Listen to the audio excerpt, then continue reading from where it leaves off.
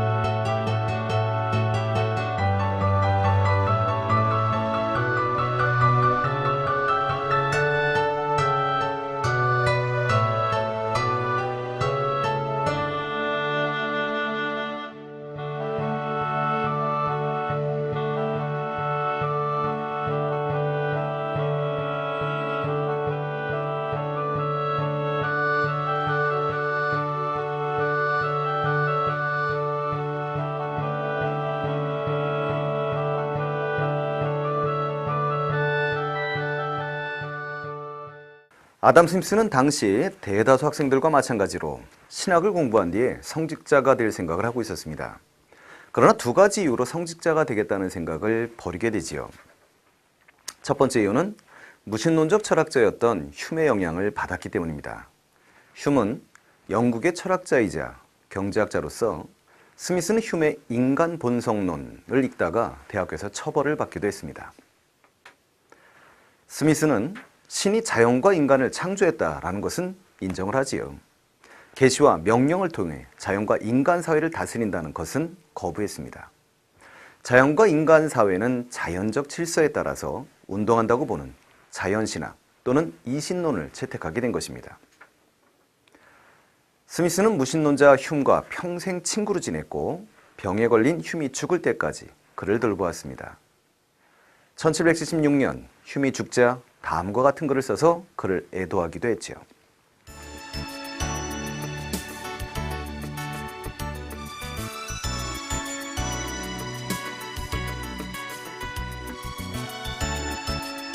자, 이 글에서 스미스는 죽음을 맞이한 무신론자 흉의 용기를 높이 평가함으로써 기독교 장로회를 믿는 스코틀랜드 상류층으로부터 비난을 받기도 했습니다. 왜냐하면 기독교인들은 병자가 하나님에게 의지해야 비로소 평온한 어떤 평안을 느끼고 죽음을 겁내지 않게 된다고 믿었기 때문이었지요. 나중에 스미스가 스코틀랜드 관세청장과 그레스고 대학의 총장이 되는 과정에서 이 글이 그를 괴롭혔다고 합니다. 스미스가 성직자가 되기를 포기하게 된 두 번째 이유는 교수들의 성실하지 못한 태도 때문이었습니다. 아담 스미스는 그의 저서에 옥스퍼드 대학교에서는 교수가 강의실의 학생 수에 따라 봉급을 받는 것이 아니라 거대한 기부금으로 봉급을 받고 있으며 훨씬 봉급이 많은 영국 국교에 성직자로 옮기려 하기 때문에 교수들이 대부분이 성실하지 못한 태도를 보인다고 비판을 했었죠. 무신론적 철학자인 흉의 영향과 옥스퍼드 대학 교수들의 성실하지 못한 태도에 분개하면서 결국 성직자가 되는 길을 거부한 스미스는 스코틀랜드로 돌아오게 됩니다.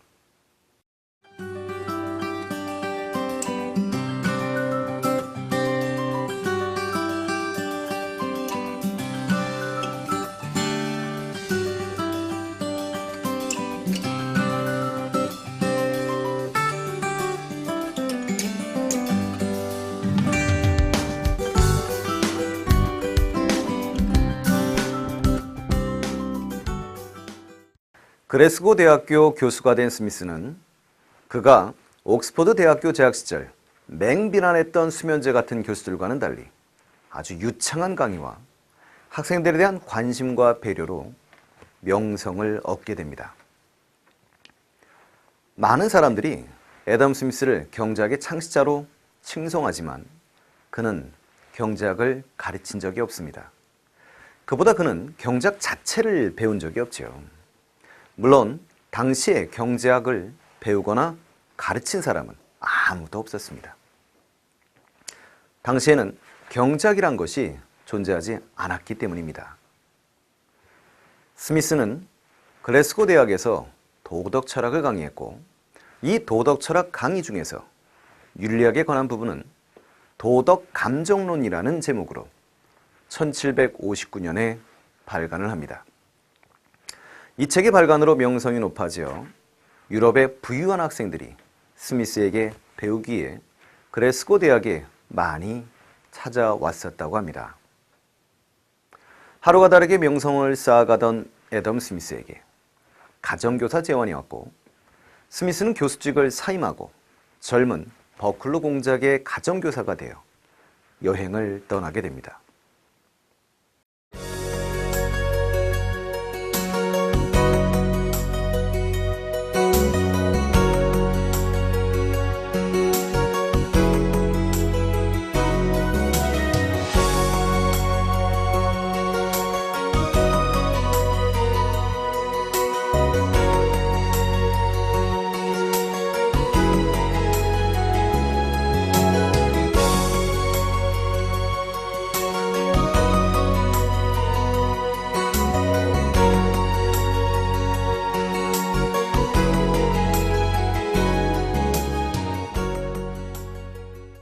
(1764년) 시작된 유럽 여행길에서 가장 지루했던 곳은 프랑스 남서부 도시인 툴루즈였습니다.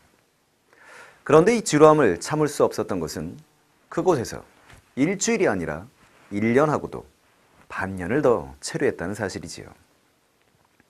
그는 이곳에서 체류하는 동안 데이비드 휴메에게 보낸 편지에서 저는 무료한 시간이나 달랠 생각으로 책을 한 권 쓰기 시작했습니다. 라고 적었다고 합니다. 국부론을 펴낸 이후 스미스는 영국 정부의 요청으로 많은 일을 했습니다. 자신의 사상을 정책으로 구현하기 위해 노력을 했지요. 1790년 67세의 나이로 세상을 떠날 때 스미스는 더 많은 업적을 남기지 못한 것을 너무나도 아쉬워했다고 합니다. 사실 애덤 스미스가 이뤄낸 업적은 결코 적은 것이 아닙니다. 수요와 공급, 이기심, 경쟁, 그리고 자유시장이라는 말은 오늘날의 경제학에서도 많이 쓰이고 있지요. 오늘은 여러분들하고 주로 다뤘던 내용이 아담 스미스의 생애라는 테마였었는데요. 여러분들이 이 내용뿐만 아니라 다음 강에서는 아담 스미스가 썼던 유명한 저서들과 그의 어떤 사상, 그리고 여러분들이 필요로 하는 경제학적 지식들을 다음 강에서 여러분들과 함께 다뤄보려고 합니다. 그리고 우리가 아담 스미스를 경제학의 아버지, 그리고 경제학을 조금이라도 이해하는 사람이라면 모두 아담 스미스의 제자라는 말들을 하고 있습니다. 그렇다면 지금 우리들은 모두 아담 스미스의 제자는 아닐까요?